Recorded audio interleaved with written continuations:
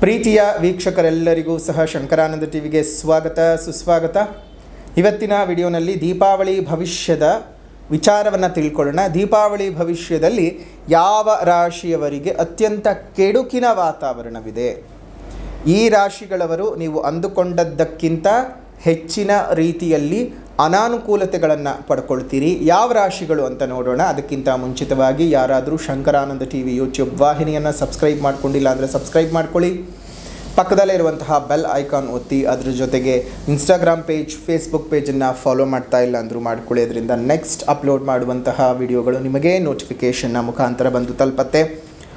ಹೊಸ ಮಾಹಿತಿಗಳನ್ನು ತಿಳ್ಕೊಳ್ಳೋದಕ್ಕೆ ಸಾಧ್ಯವಾಗುತ್ತೆ. ನೋಡಿ, ಈ ಒಂದು ದೀಪಾವಳಿ ಭವಿಷ್ಯದಲ್ಲಿ ಈ ಒಂದು ರಾಶಿಯವರಿಗೆ ಅತ್ಯಂತ ಕೆಡುಕಿನದಾಯಕವಾದ ವಾತಾವರಣ. ಮೊದಲನೇದಾಗಿ ತುಂಬ ಕೆಡುಕಿನ ವಾತಾವರಣವನ್ನು ನೋಡೋದಕ್ಕೆ ಸಾಧ್ಯವಾಗುವಂತಹ ರಾಶಿನಾದರೂ ಯಾವುದಪ್ಪ ಅಂತ ಹೇಳಿದ್ರೆ, ಮೊದಲನೇದಾಗಿ ನಿಮಗೆ ಸಿಂಹರಾಶಿ. ಸಿಂಹರಾಶಿಯವರಿಗೆ ಗುರುಬಲವೂ ಇಲ್ಲ, ಅದೇ ರೀತಿಯಾಗಿ ಶನಿ ಬಲವೂ ಇಲ್ಲ. ಅಷ್ಟಮ ಶನಿಯ ಪೀಡೆ ಜೊತೆಗೆ ವ್ಯಯದಲ್ಲಿ ಸಂಚಾರ ಮಾಡ್ತಕ್ಕಂತಹ ಗುರು ಜೊತೆಗೆ ನಿಮ್ಮ ರಾಶ್ಯಾಧಿಪತಿಯೂ ಸಹ ಅಂತಹ ಸುಸ್ಥಿತಿಯ ಒಳಗಡೆ ಇಲ್ಲದೇ ಇರತಕ್ಕಂಥದ್ರಿಂದ ನೀವು ಮಾಡುವಂತಹ ಎಲ್ಲ ಕೆಲಸ ಕಾರ್ಯಗಳಲ್ಲೂ ಎಡವಟ್ಟನ್ನು ನೋಡ್ತೀರಿ. ಮನೆಯಲ್ಲಿ ಅಶಾಂತಿ ಉತ್ಪತ್ತಿಯಾಗುತ್ತೆ. ಆರೋಗ್ಯದಲ್ಲಿ ಬಹಳ ಏರುಪೇರು. ಹಣಕಾಸಿನ ವಿಚಾರದಲ್ಲಿ ಸಮಸ್ಯೆಗಳನ್ನು ಅನುಭವಿಸಬೇಕಾಗತ್ತೆ. ಕೊಟ್ಟ ಮಾತನ್ನು ಉಳಿಸ್ಕೊಳ್ಳೋಕೆ ಆಗದೆ ತುಂಬ ಸಮಸ್ಯೆಗಳನ್ನು ಅನುಭವಿಸಬೇಕಾಗತ್ತೆ. ಎಸ್ಪೆಷಲಿ ಆರೋಗ್ಯದಲ್ಲಿ ಏರುಪೇರು. ಈ ಸೊಂಟದಿಂದ ಕೆಳಗಿನ ಭಾಗದಲ್ಲಿ ವಿಪರೀತವಾಗಿರ್ತಕ್ಕಂತಹ ನೋವುಗಳು ಬರ್ತಕ್ಕಂಥದ್ದು, ಬಾವುಗಳು ಬರ್ತಕ್ಕಂಥದ್ದು, ನರ್ವ್ಸ್ ರಿಲೇಟೆಡ್ ಪ್ರಾಬ್ಲಮ್ಗಳು ತುಂಬ ಜಾಸ್ತಿ ಆಗುತ್ತೆ ಸಿಂಹರಾಶಿಯವರಿಗೆ. ಈ ಹಗಲಲ್ಲಿ ನಿದ್ದೆಗಳು ಅಧಿಕವಾಗ್ತಕ್ಕಂಥದ್ದು, ರಾತ್ರಿ ನಿದ್ದೆ ಬರದೆ ಒದ್ದಾಡುವಂಥದ್ದು, ಹೊತ್ತಲ್ಲಿ ನಿದ್ರೆ ಮಂಪ್ರು, ಯಾವ ಕೆಲಸದಲ್ಲೂ ಸಹ ನಿಮ್ಗೆ ಆಸಕ್ತಿ ಅನ್ನೋದಿರೋದಿಲ್ಲ, ಏನು ಮಾಡ್ಕೊಳ್ಳೋದಕ್ಕೂ ಮನಸ್ಸು ಅನ್ನೋದಿರೋದಿಲ್ಲ. ಒಟ್ಟಾರೆ ತುಂಬ ಹಿಂಸೆಯನ್ನು ಅನುಭವಿಸಬೇಕಾಗತ್ತೆ. ತಂದೆ ಮಕ್ಕಳೊಟ್ಟಿಗೆ ಬಹಳ ವೈಮನಸ್ಯಗಳು, ಕುಟುಂಬದಲ್ಲಿ ಬಹಳ ವಿರಸಗಳೆಲ್ಲ ಉಂಟಾಗ್ತಾ ಹೋಗುತ್ತೆ. ಅಷ್ಟಮ ಶನಿಯ ಪೀಡೆಯಿಂದ ಬಹಳ ಆರೋಗ್ಯದಲ್ಲಿ ಏರುಪೇರು. ಅದು ಸುಧಾರಣೆ ಮಾಡ್ಕೊಳ್ಳೋದಕ್ಕೆ ಸಾಧ್ಯ ಆಗಲ್ಲ, ಯಾಕಂದರೆ ವ್ಯಯದಲ್ಲಿರ್ತಕ್ಕಂತಹ ಗುರು. ಸೊ ಇವೆಲ್ಲವೂ ಸಹ ನಿಮಗೆ ಒಂದು ತುಂಬ ಕೆಟ್ಟ ರೀತಿಯಾದಂತಹ ಛಾಯೆ ಕೊಡಬಹುದು. ಹಾಗಾಗಿ ಪರಿಹಾರದ ಕ್ರಮವನ್ನು ನೀವು ಅನುಸರಿಸಲೇಬೇಕಾಗತ್ತೆ. ಸಾಧ್ಯವಾದಂಥವರು ಪ್ರತಿನಿತ್ಯ ರುದ್ರವನ್ನು ಪಠಣ ಮಾಡ್ತಾ ಬನ್ನಿ. ಇಲ್ಲದೇ ಇರತಕ್ಕಂಥವರು, ಸಾಧ್ಯವಾಗದೇ ಇರುವಂತಹವರು ಮಹಾಮೃತ್ಯುಂಜಯ ಮಂತ್ರವನ್ನಾದರೂ ಪ್ರತಿನಿತ್ಯ 21 ಬಾರಿ ಪಠಣವನ್ನು ಮಾಡಿ. ರುದ್ರ ಪಠಣ ಮಾಡೋಕ್ಕೆ ಬರುವಂಥವರು ಬೆಳಗ್ಗೆ ಸಂಜೆ 2 ಹೊತ್ತು ಪಠಣವನ್ನು ಮಾಡ್ತಾ ಬನ್ನಿ, ಪಾರಾಯಣವನ್ನು ಮಾಡ್ತಾ ಬನ್ನಿ. ನಮಗದು ಬರೋದಕ್ಕೆ ಸಾಧ್ಯ ಇಲ್ಲ ಅಂತ ಹೇಳುವಂಥವರು ನೀವೇನು ಮಾಡಬಹುದು ಅಂತ ಹೇಳಿದ್ರೆ, ಕಡೆ ಪಕ್ಷ ಒಂದು ಮಹಾಮೃತ್ಯುಂಜಯ ಮಂತ್ರವನ್ನಾದರೂ ನೀವು ಹೇಳ್ಬೋದು. ಓಂ ತ್ರ್ಯಂಬಕಂ ಯಜಾಮಹೇ ಸುಗಂಧಿಂ ಪುಷ್ಟಿವರ್ಧನಂ ಉರ್ವಾರುಕಮಿವ ಬಂಧನಾತ್ ಮೃತ್ಯೋರ್ಮೋಕ್ಷೀಯ ಮಾಮೃತ. ಇದನ್ನು 21 ಸಲ ಪಠಣ ಮಾಡ್ಕೊಳ್ತಾ ಬನ್ನಿ. ಆರೋಗ್ಯ, ಮನಸ್ಸು ಮತ್ತು ದೇಹ 3 ಸುಧಾರಣೆ ಆಗತ್ತೆ. ಶುಭವಾಗಲಿ. ಇನ್ನು ಬಹಳ ಕೆಟ್ಟದ್ದನ್ನು ಅನುಭವಿಸ್ತಕ್ಕಂತಹ ಮತ್ತೊಂದು ರಾಶಿ ಯಾವುದಾದ್ರೂ ಇದೆ ಅಂತ ಹೇಳಿದ್ರೆ ಅದು ಧನಸ್ಸು ರಾಶಿ. ಧನಸ್ಸು ರಾಶಿಯವರಿಗಂತೂ ಬಹಳ ಅನಾನುಕೂಲಗಳು. ಚತುರ್ಥದಲ್ಲಿರ್ತಕ್ಕಂತಹ ಶನಿ, ಅಷ್ಟಮದಲ್ಲಿರ್ತಕ್ಕಂತಹ ಗುರು. ಕುಟುಂಬದಲ್ಲಿ ಕಿರಿಕಿರಿ, ವ್ಯಾಪಾರ ವ್ಯವಹಾರಗಳು ಕೈಕೊಡುತ್ತೆ. ವಿದ್ಯೆಯಲ್ಲಿ ವಿದ್ಯಾರ್ಥಿಗಳಿಗೆ ಭಂಗವಾಗತಕ್ಕಂತಹದ್ದು, ವಿದ್ಯಾಭಂಗ ಯೋಗ ಉಂಟಾಗ್ತದೆ. ತುಂಬ ಚೆನ್ನಾಗಿ ಓದುವಂತಹ ಟಾಪ್ ಸ್ಟೂಡೆಂಟ್ಸ್ಗಳು ಸಹ ಈ ಟೈಮ್ನಲ್ಲಿ ಏನಾದರೂ ಎಕ್ಸಾಮ್ ಇತ್ತು ಅಂದರೆ ಸರಿಯಾಗಿ ಮಾಡೋಕ್ಕಾಗಲ್ಲ.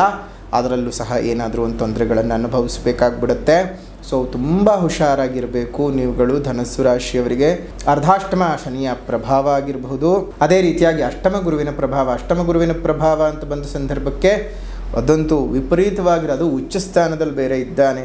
ನಿಮಗೆ ಧನಸ್ಥಾನದ ಮೇಲೆ ದೃಷ್ಟಿ ಇದೆ, ಏನು ತೊಂದರೆ ಏನಿಲ್ಲ. ಆದರೆ ದುಡ್ಡು ಕಾಸಿಗೆ ಏನು ತೊಂದರೆ ಆಗಲ್ಲ, ಬಂದದ್ದೇನು ಉಳಿಯಲ್ಲ. ಸಾಲ ದುಡ್ಡು ಬಂದರೂ ಸಾಲದಲ್ಲಿ ಬರುತ್ತೆ, ದುಡ್ಡು ಹೋದರೂ ಸಾಲಕ್ಕೆ ಹೋಗುತ್ತೆ ಸಂಪಾದನೆ ಮಾಡಿತ್ತು. ಆ ರೀತಿಯಾಗಿ ಆಗಿಬಿಡುತ್ತೆ. ಜೊತೆಗೆ ವಿಪರೀತ ಜಲದೋಷಗಳು ಉಂಟಾಗುತ್ತೆ, ಜಲಬಾಧೆಗಳು ಉಂಟಾಗುತ್ತೆ. ಜಲದಿಂದ ಗಂಡಾಂತರದ ಯೋಗಗಳೆಲ್ಲ ಬರ್ತಕ್ಕಂತಹದ್ದು ಬರೆದಿಟ್ಕೊಳ್ಳಿ. ತುಂಬ ಹುಷಾರಾಗಿರಬೇಕು. ಕರ್ಕಾಟಕ ರಾಶಿಯಲ್ಲಿ, ಅದರಲ್ಲೂ ಉಚ್ಚ ಸ್ಥಾನದಲ್ಲಿ ಗುರು ಅಷ್ಟಮದಲ್ಲಿ ಸಂಚಾರ ಮಾಡ್ತಾ ಇದ್ದಾನೆ. ಆರೋಗ್ಯವನ್ನು ಗೆದ್ಕೊಂಡ್ಬಿಡ್ತಾನೆ. ಈ ಕಡೆ ಮನೆ ಇರಲ್ಲ, ಈ ಕಡೆ ಆರೋಗ್ಯ ಇರಲ್ಲ. ಹೇಳೋರು ಯಾರೂ ಇರಲ್ಲ, ನಿಮಗೆ ಪ್ರೀತಿಸಿದವರು ದೂರವಾಗ್ತಾರೆ, ಬಹಳ ಹಿಂಸೆಗಳನ್ನು ಅನುಭವಿಸಬೇಕಾಗತ್ತೆ, ಬಹಳ ಕಷ್ಟಕೋಟಲೆಗಳಿದ್ದಾವೆ. ಆದರೆ ಧೈರ್ಯವಾಗಿದ್ದು ಜೀವನ ಮುಂದುವರಿಸಬೇಕು. ಇವತ್ತು ನಮ್ಮನ್ನು ತೆಗಳುವಂಥವ್ರು ನಾಳೆ ನಮಗೆ ನಾವು ಒಳ್ಳೆ ಸ್ಥಾನದಲ್ಲಿದ್ದರೆ ಖಂಡಿತ ಅವ್ರು ನಮ್ಮನ್ನು ಹೊಗಳುತ್ತಾರೆ. ಅವ್ರು ಯಾರದ್ದೋ ಹೊಗಳಿಕೆ ಮಾತು ಅಥವಾ ಇನ್ಯಾರದ್ದೋ ತೆಗಳಿಕೆ ಮಾತಿಗೆ ನಾವು ಜೀವನ ಸಾಗಿಸಬೇಕಾಗಿಲ್ಲ. ನಿಮ್ಮ ಜೀವನದ ಒಂದು ನಿರ್ಧಾರವನ್ನು ನೀವೇ ಮಾಡ್ಕೋಬೇಕು. ಸೊ ಹಾಗಾಗಿ ಧೈರ್ಯವಾಗಿದ್ದು ಜೀವನನ ಮುಂದುವರಿಸ್ಕೊತಾ ಹೋಗಿ, ಚೆನ್ನಾಗಿ ಆಗಲಿ.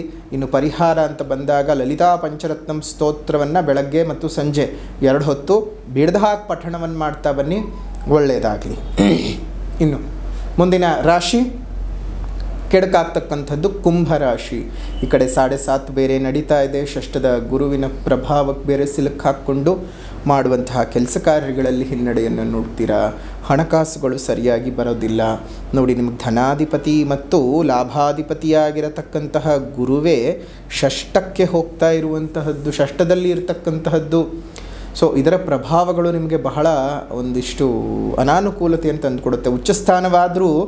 ಉಚ್ಚಸ್ಥಾನ ಆಗಿರೋದ್ರಿಂದ ಸ್ವಲ್ಪ 100% ಕೊಡದೇ ಇದ್ದರೂ ಒಂದಷ್ಟು ಪ್ರಭಾವವನ್ನಾದರೂ ಕೊಟ್ಟೇ ಕೊಡ್ತಾನೆ ಕುಂಭರಾಶಿಯವರಿಗೆ.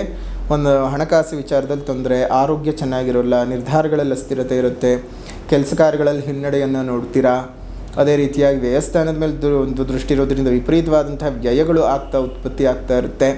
ವಿನಾಕಾರಣ ಮಾನಸಿಕವಾದ ಏರಿಳಿತಗಳು, ಹೀಗೆ ಒಂದಲ್ಲ ಎರಡಲ್ಲ ಹಲವಾರು ರೀತಿಯಲ್ಲಿ ತೊಂದರೆ ತಾಪತ್ರೆಗಳನ್ನು ನೀವು ನೋಡ್ತಾನೆ ಇರ್ತೀರಿ.